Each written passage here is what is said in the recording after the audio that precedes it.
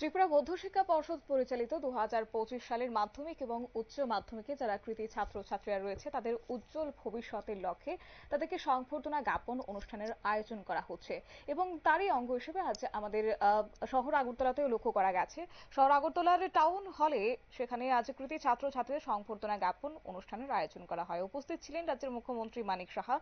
Town Bordowali মণ্ডলের উদ্যোগেই মাধ্যমিক এবং উচ্চ মাধ্যমিকের কৃতী ছাত্রছাত্রীদের সংবর্ধনা জ্ঞাপন করা হয় এবং আজকের এই সংবর্ধনা অনুষ্ঠানকে কেন্দ্র করে উপস্থিত হয়ে রাজ্যের মুখ্যমন্ত্রী কি বললেন শুনুন।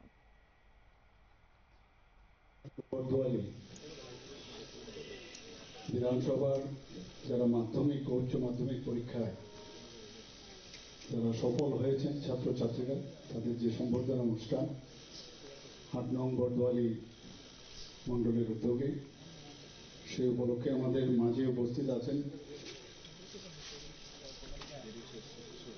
যিনি একটু আগে ওনার মূল্যবান বক্তব্য আমাদের সঙ্গে রেখেছেন, সদর আরবান ডিস্ট্রিক্টের সম্মানিত সভাপতি শ্রী অসীম ভট্টাচার্য মহোদয়, উপস্থিত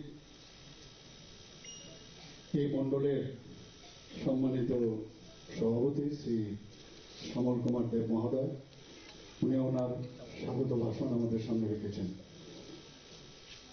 এখানে সমস্ত কর্পোরেটররা এখানে উপস্থিত আছেন, শ্রী অভিজিৎ মল্লিক, শ্রী অলোক রায়, শ্রীমতী রত্না দত্ত মহোদয়, শ্রীমতী জাহ্নবী দাস চৌধুরী, শ্রীমতী শম্পা সরকার চৌধুরী এবং এখানে বরদোয়ালি মণ্ডলের যারা বিভিন্ন স্তরের পদাধিকারীগণ উপস্থিত আছেন, গার্জিয়ানরা এখানে উপস্থিত আছেন এবং যাদের জন্য আজকের এই অনুষ্ঠান, প্রিয় ছাত্রছাত্রী এবং প্রিয় সাংবাদিক বন্ধুরা, সবাইকে আমি হার্দিক অভিনন্দন ও শুভেচ্ছা।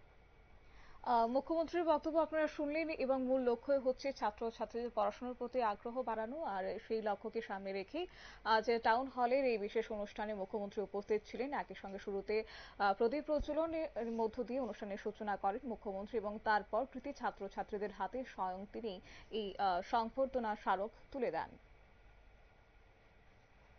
নিয়ে নিচ্ছে ছোট্ট একটি বিজ্ঞাপন বিরতির সঙ্গে থাকুন।